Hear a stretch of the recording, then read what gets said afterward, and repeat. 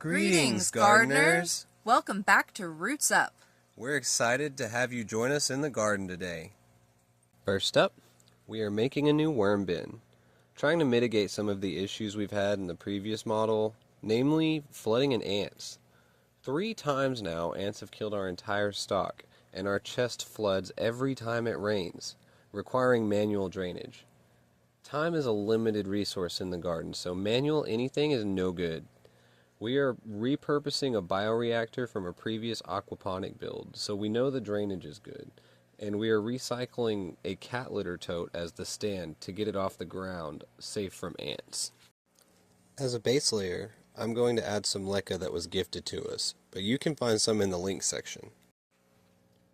Then I'm going to add some soil from some smaller pots whose inhabitants didn't make it through the cold despite our best efforts, before I go excavating for some seed stock in the ice chest composter.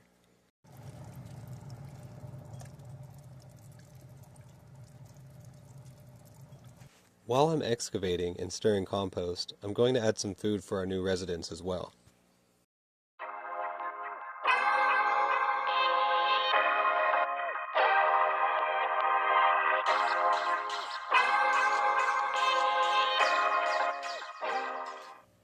Here's our first example, a Texas nightcrawler.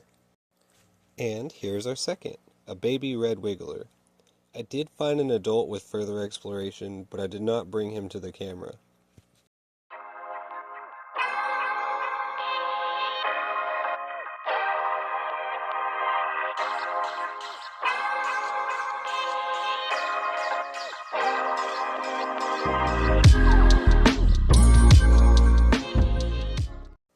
Fun fact, all of these specimens are hermaphrodites, or express both male and female sexual traits.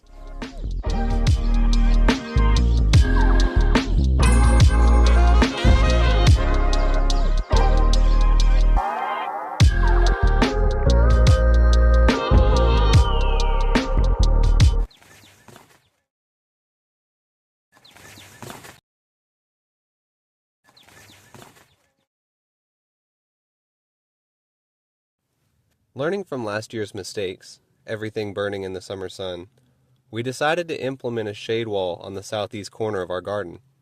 We do have a tree over this section, but it's still young and doesn't provide shade across enough of the garden, or even the worm bins which are nestled right at its base. It's more of a landscaping feature. It was born there, it's grown there for nearly a decade, we aren't going to remove it. We just love it and accept it as a valuable habitat for the birds of our garden. I grabbed a crate lid from a shipping container at work and anchored it to our trellis with natural fiber cordage. And we worked together to stretch and fold our old weed suppressant from the beginning of this garden onto the nails that the lid had protruding from quite fortuitous locations.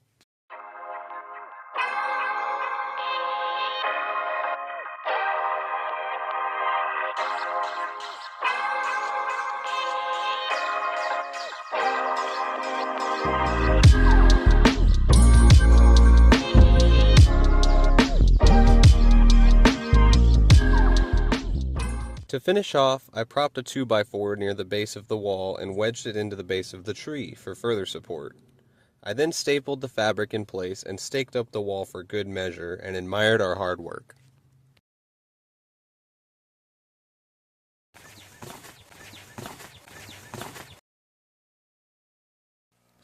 We're going to plant a Celeste fig tree. Its safe zones are 6 through 9, so a perfect fit for our area.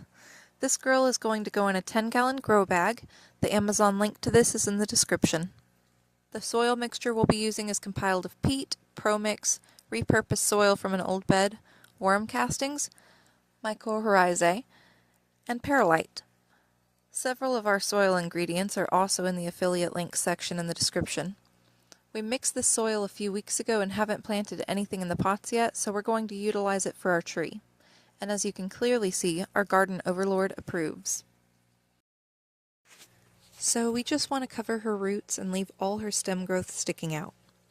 This feels like way too much soil for a root ball this size, but if we do our jobs well, the roots will fill this pot out within 4 years. We anticipate that as long as we top dress properly, our fig should be fine in here during that time. She looks healthy and we're excited to have her in our garden. Hopefully one day we'll be harvesting armfuls of figs from her. We're also really looking forward to propagating her. In the next couple of years, you can expect to see baby Celeste figs at the RootsUp market booth. The Garden Overlord commands you to like and subscribe.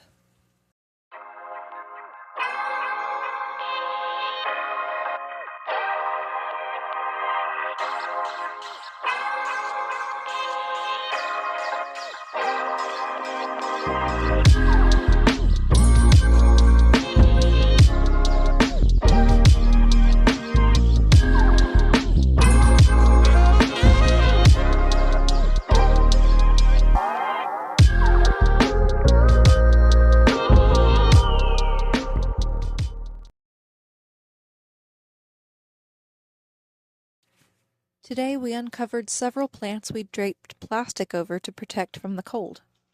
One of the plants we found was this oregano. He's still looking pretty healthy, and who doesn't love oregano? So we're going to plant him in our raised bed. The roots have a really strong hold on the bottom of this grow bag. By the way, this oregano has been growing in a 3-gallon grow bag for over a year, and it's gone very well. The roots have definitely enjoyed the space.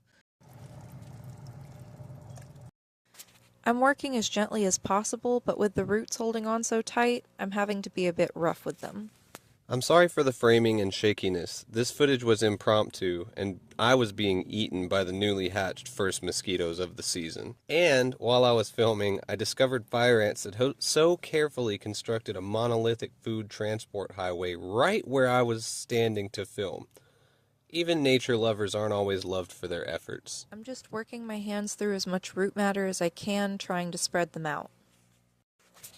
Once we have our root ball as deep as it can go and situated nicely, we begin piling soil around it.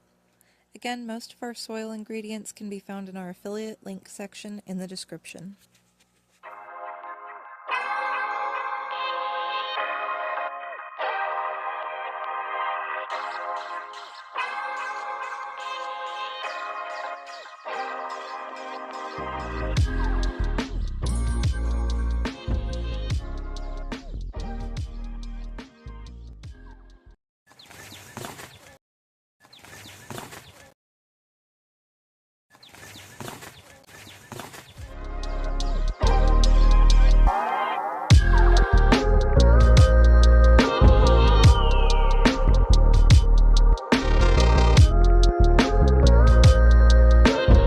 Joining us in the garden today. Remember to like and subscribe. We'll see you next time with our RootsUp.